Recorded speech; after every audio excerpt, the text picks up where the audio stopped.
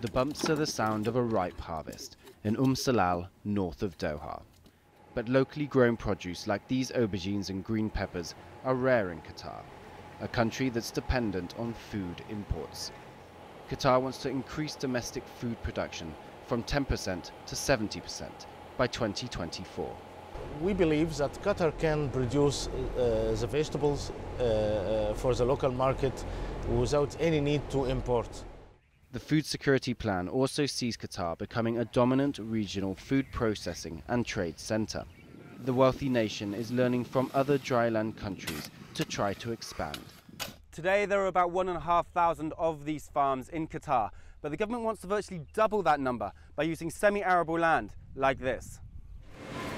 It needs to meet the demands of a growing population.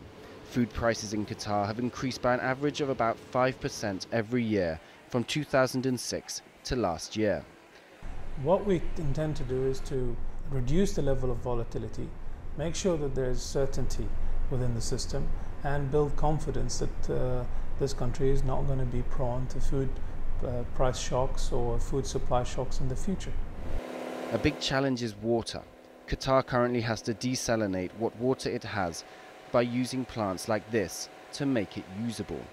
So the government wants solar energy to power desalination for farming.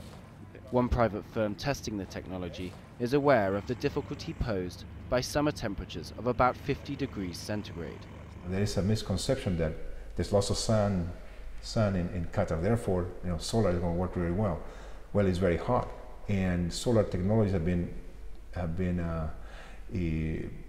really designed for lower temperature climates. So now the question is, how do we do in this climate? Neighbouring Saudi Arabia in 2008 abandoned attempts to produce all of its wheat, saying it was too costly. Qatar faces the same risk.